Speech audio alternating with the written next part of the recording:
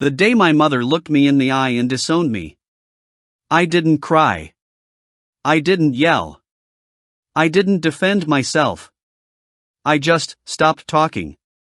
And that silence became the most powerful thing I've ever done. My name is David. And this is the story of what happens when you realize the people who raised you never actually knew you at all. I was the kind of guy nobody noticed. I'd wake up at 5:30 a.m. Cup of coffee.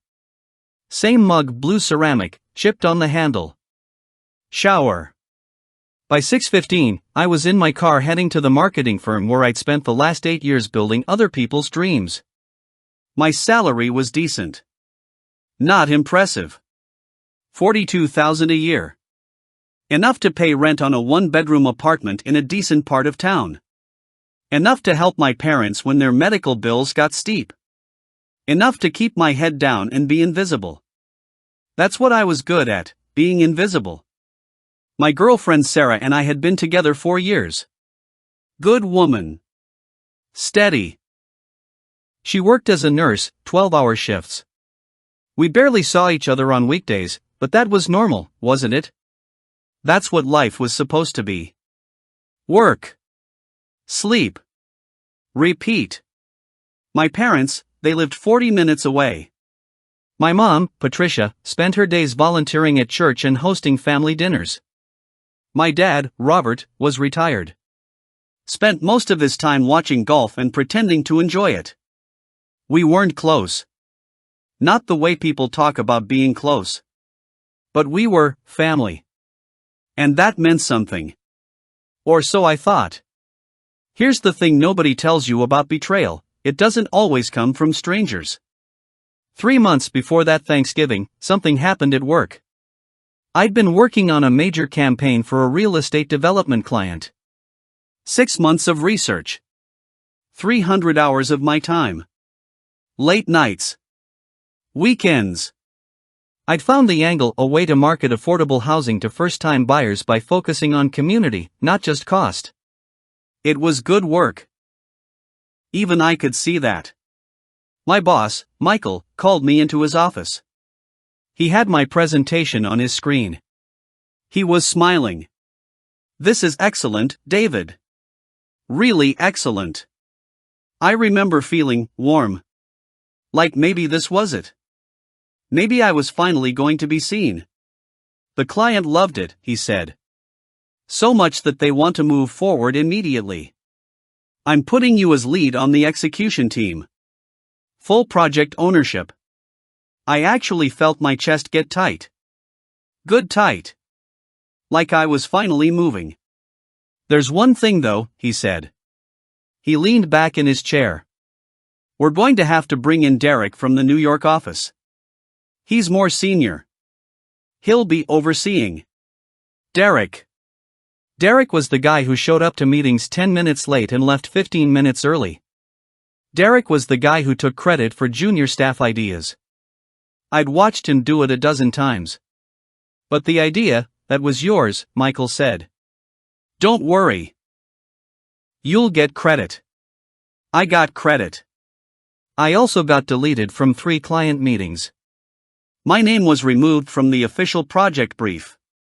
When the campaign launched and made the client $1.2 million in first-year sales. Derek's name was on the byline. Mine wasn't. I didn't complain. I didn't email anyone. I didn't go to HR. I just absorbed it. That's who I was. The guy who absorbed things. Fast forward to the Wednesday before Thanksgiving. My parents had invited everyone over. My sister Jennifer with her 2 kids. My uncle Mark. Aunt Linda. Cousins. A full house. Sarah was working a double shift, so I went alone. My mom had been cooking since early morning. The house smelled like turkey and cinnamon and home. The kind of home that's supposed to mean something. We sat down around 4 p.m. My dad said grace.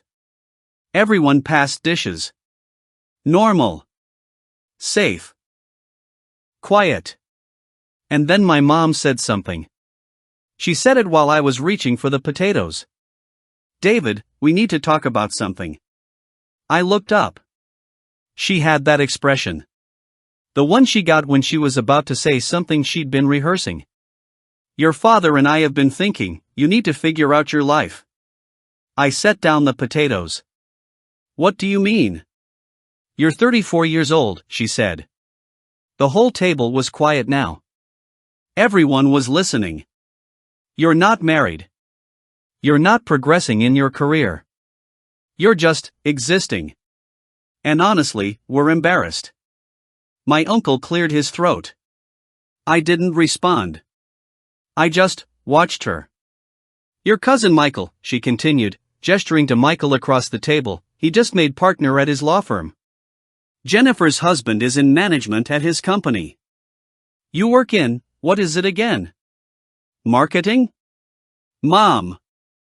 And frankly, she said, and her voice got harder, the way you've turned out, we don't think we did very well raising you. I don't think we want to take responsibility for it anymore. I remember the sound of my cousin's kid asking for more gravy. What are you saying? I asked. And my mother looked me dead in the eye. I'm saying that as of today, we don't have a son. You're not welcome at this table. You're not welcome at our house. You made choices that disappointed us. And we're done. My dad didn't look at me. Nobody said anything. I set down my fork. I stood up. I looked at each face around the table, people I'd known my whole life, and every single one of them found something interesting to look at that wasn't me. Okay, I said. That's all I said. I walked to the door. I drove home. And I didn't cry. I think that's what scared me the most. I didn't cry. I didn't feel sad. I felt nothing. Like my insides had been scooped out and replaced with air. The first week was the worst. Not because I missed them. But because I kept replaying it. Over and over. Looking for the moment I could have said something different. Done something different. Been someone different. I'd lie awake at night and think about all the small things. Every birthday. Every holiday. Every time I helped. Every sacrifice. My parents had money problems in 2015. I'd given them $3,000 from my savings. My dad had a health scare in 2018. I sat in the hospital for 48 hours straight. And for what? To be told at a dinner table, in front of 15 people, that I was a disappointment. Sarah asked me what happened. I didn't tell her the whole truth. I told her we had a fight. That I needed space. She didn't push. I stopped going to work the way I normally did. I'd sit at my desk and do the minimum. It didn't matter. Nothing mattered. But here's the thing about pain, if you let it sit long enough, it does something. It changes you. Around week 2, I stopped checking my phone for messages from them. Around week 3, I stopped thinking about them every 5 minutes. By week 4, I realized something. They had stolen 8 years of invisible service. 8 years of being the reliable one. The one who helped. The one who showed up. And they were going to get nothing more. I didn't decide to get revenge. That would have required caring. I decided something simpler. I decided to live. It started small. I was lying in bed on a Saturday morning, and I thought about that 8-year marketing campaign that got handed to Derek. How I'd done the heavy lifting and gotten nothing. I made a decision. I was going to be too valuable to ignore. Not for them. I didn't care about them anymore. But for me. By Monday, I'd updated my resume. Actually updated it. With real accomplishments. Real metrics. Real results. By Wednesday, I'd applied to 12 new jobs. By Friday, I'd gotten 3 interview requests. But I didn't jump. That's important. I didn't make a panic move. Instead, I started something else. I started writing. Marketing content. Case studies. Articles about strategy and brand positioning. I'd post them online under my own name. Not the company's name. Mine. In 3 months, I had a portfolio that was more impressive than anything the firm could claim. The transformation wasn't magical. It wasn't one of those overnight success stories where a guy goes from zero to hero in 90 days. It was slower than that. It was honest. I cut back on expenses. Moved to a smaller apartment. Started cooking instead of eating out. Not because I was desperate, but because I was intentional. I read 12 books that year. Not self-help books. Real books. Business books. Psychology. History. I started understanding why people work the way they work. Why systems fail. Why mediocre people stay mediocre. And I realized something: I'd been mediocre because I'd believed I was supposed to be. My mother had told me I was a disappointment. So I disappointed her. My boss had told me I wasn't important. So I believed him. Sarah had never asked more of me, so I gave her nothing. And they were all fine with it. But I wasn't fine anymore. 14 months after Thanksgiving, I got recruited. A startup. Young. Aggressive. They'd seen my online content. The founder, James, wanted to talk. "We're building an agency," he said over coffee. "But it's different. We're built on taking on the clients other firms won't touch. The brands nobody believes in. And we make them matter." He looked at me. "That campaign you did on community-based affordable housing, that was genius. Why aren't you doing that anymore?" I didn't answer. I just listened. "I want you to lead strategy," he said. "Full autonomy. Equity in the company. You take a cut of every campaign that succeeds." I didn't say yes immediately. I went home. I thought about it for 3 days. And then I took it. What happened in the next 2 years? I still don't fully understand it. We built something real. I wasn't working 70-hour weeks to build someone else's dream. I was working 70-hour weeks to build ours. There's a difference. A huge difference. Our first year, we made $200K. Second year, $400K. Third year, we hit $1 million in revenue. And I wasn't a suit in a corporate office anymore. I was a founder. I was visible. Sarah noticed the change before she understood it. I came home at night and I was present. Not physically present. Actually present. I'd ask about her shifts. Her patience. Her dreams. I'd actually listen, instead of waiting for her to finish talking so I could tell her I was tired. "You're different," she said one night. "I'm trying to be better," I told her. "You seem happy." That stopped me. Was I happy? I thought about it. Yeah. I was. She cried that night. She told me she'd thought she was losing me. She'd thought something was wrong with her because I'd become so distant. "It wasn't you," I said. "Then what was it?" I was waiting for someone else to tell me I was worth something. I'd stopped telling myself. She kissed me. We got engaged 3 months later. My parents didn't get an invitation to the wedding. They deserved to know about that. To understand what they'd given up when they disowned me. But I didn't tell them. Not yet. Here's where people expect me to say I felt powerful. That I was excited to show them they were wrong. I didn't. I felt nothing. That's actually the scariest part of this story. Not the rage. The nothing. I'd built a life. A real life. And they weren't in it. And I was fine with that. My sister Jennifer tried to reach out. She'd heard through the grapevine that I'd started a company. She wanted to reconnect. I didn't respond. My uncle Mark added me on LinkedIn after seeing my profile. I didn't accept it. They'd all sat at that table. They'd all let it happen. And more than that, they'd accepted it. So I accepted it too.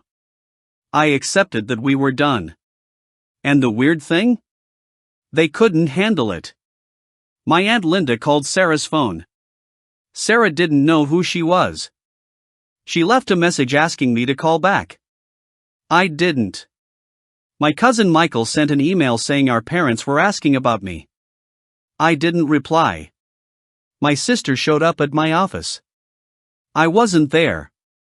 My assistant told her I was in meetings all day. I wasn't. I was in my office, watching her on the security monitor, looking small and confused. That's when I realized something. My silence was louder than any response I could have given. My mother had tried to erase me. She'd publicly cut me off in front of everyone she knew.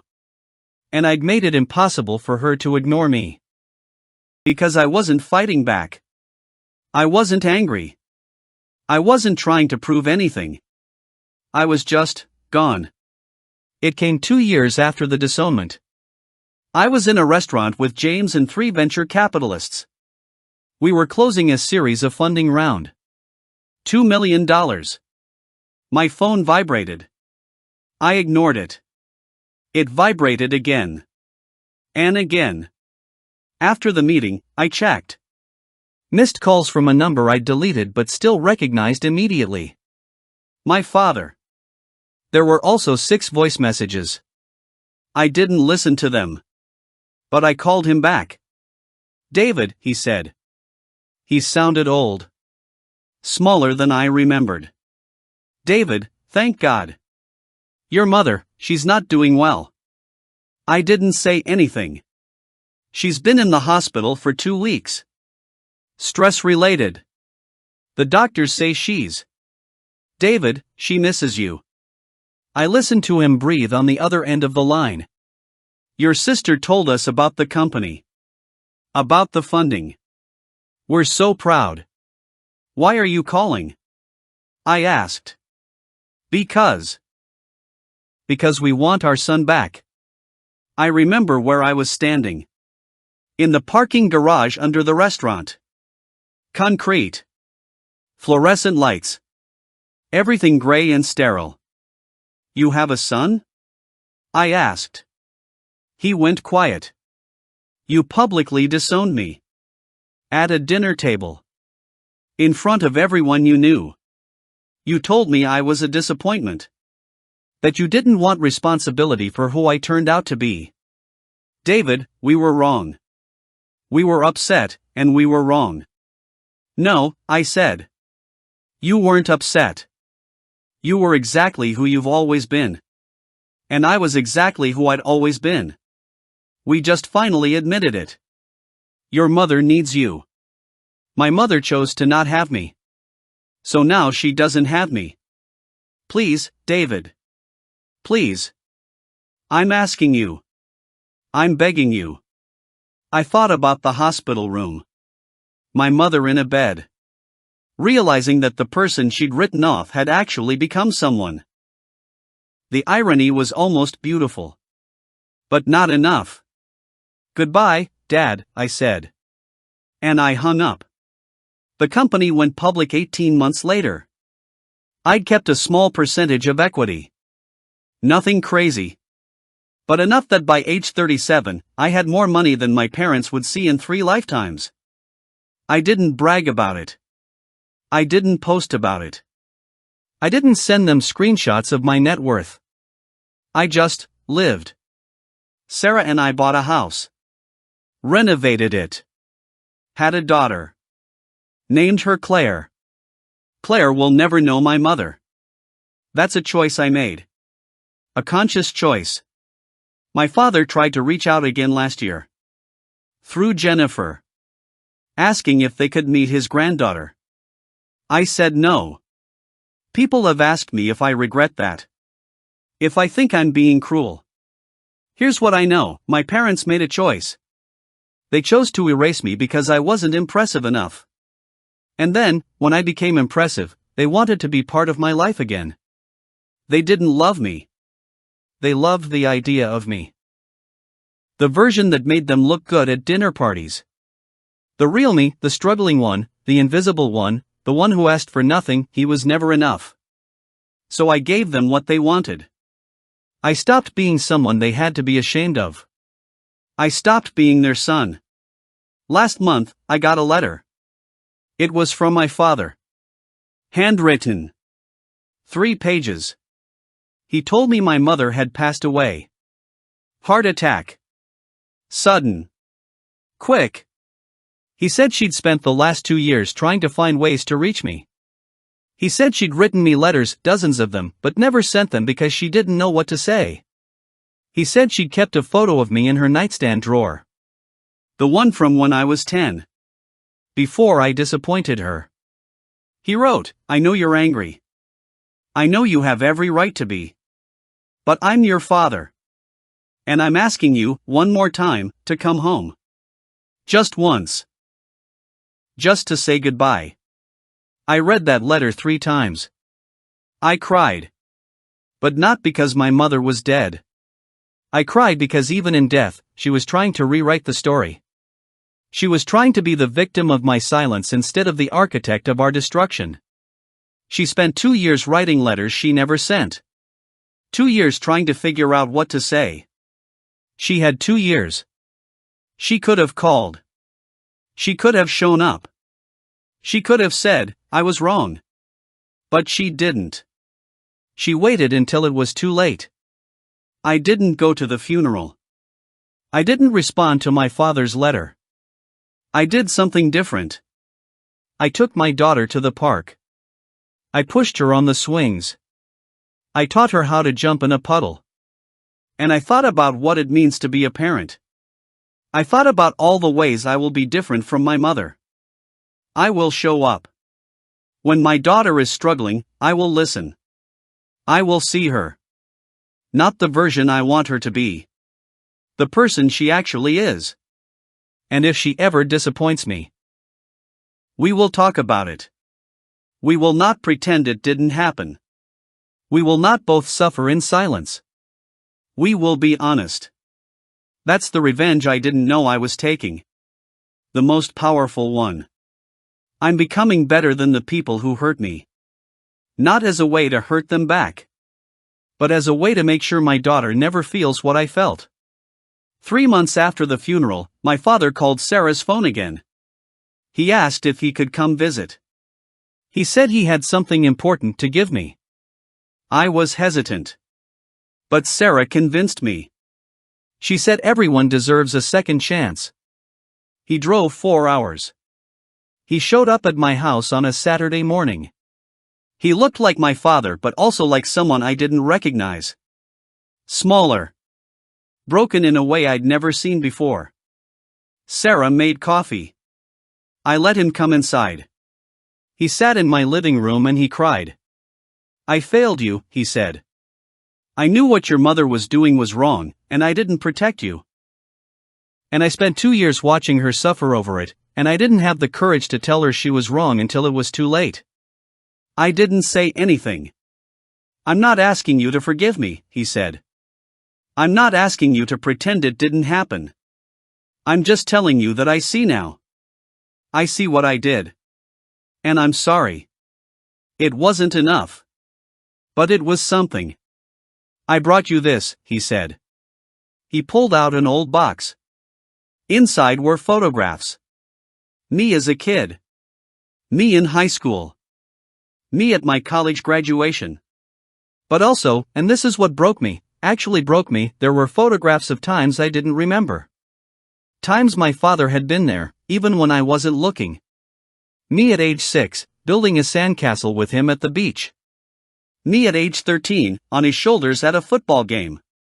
Me at age 22, at my graduation, his arm around my shoulders.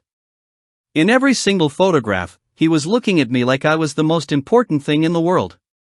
I always saw you, he said. I always knew you were enough.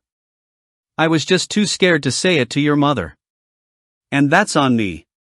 We sat together for hours. He asked about Claire. About my company. About my life. And I let him ask.